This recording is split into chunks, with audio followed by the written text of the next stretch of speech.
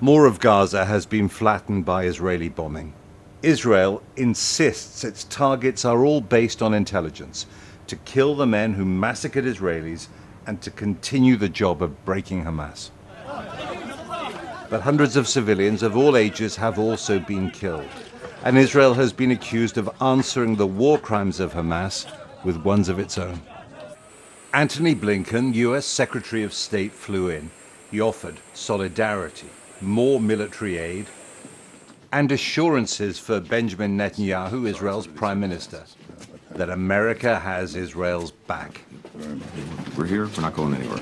He compared Hamas to the killers of Islamic State and said the way Israel fights them matters. The value that we place on human life and human dignity, that's what makes us who we are. And we count them among our greatest strength. That's why it's so important to take every possible precaution to avoid harming civilians.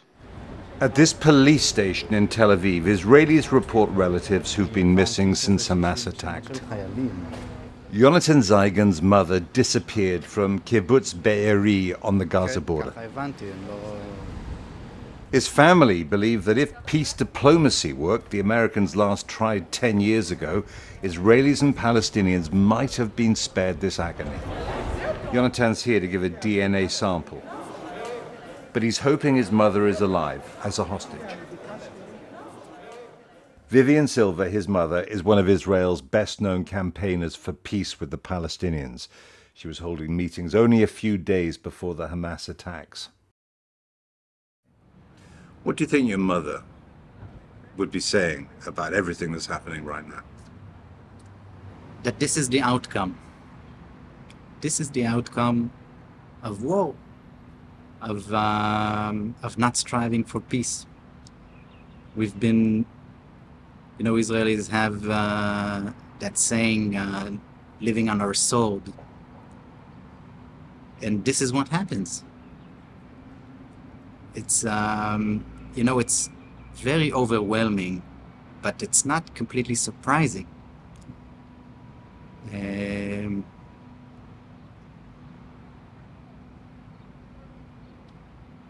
It's not sustainable to live in a state of war for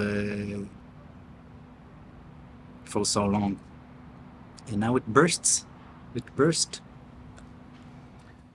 Vivian was making light of it at first last Saturday, until she couldn't. We may be witnessing a massacre. Enough sense of humor. I'm just telling you I love you. And I write back, I love you, Mom. She writes, they're in the house now. I said, I have no words, I'm with you. She writes, I feel you. And that was it. That's the last message.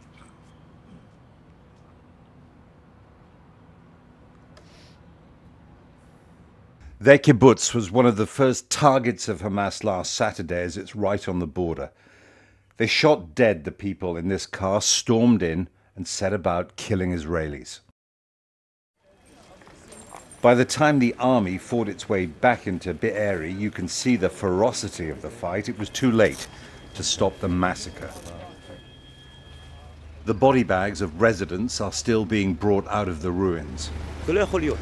Volunteers from an organization called Zaka that recovers Jewish dead for a religious burial took us to the house where Vivian Silva lived, horrified by everything they've seen. It's no people, it can't be people making something like that. It can be, it doesn't go with people together. There's not even a studio in Hollywood that can make a horror movie as bad as what we've seen here. I can't understand something.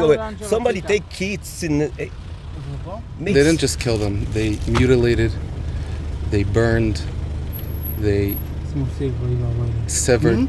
It's impossible to describe.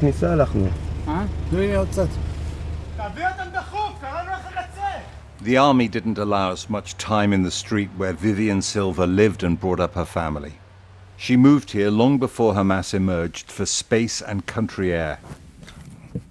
We hope to find out more about what happened to her. But if there were clues, they were consumed by fire. Vivian's house and her neighbors were gutted.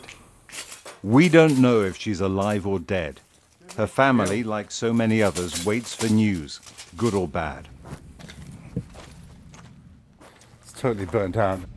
The remains of the house and the destruction at the kibbutz are evidence for most Israelis that it's dangerously wrong for peace activists like Vivian to argue that a century of attempted military solutions to the conflict have failed. The survivors have left the kibbutz. Now it is a staging area as the army waits for the order to enter Gaza. As the soldiers prepare, Israel's government vows that this time its forces will destroy Hamas.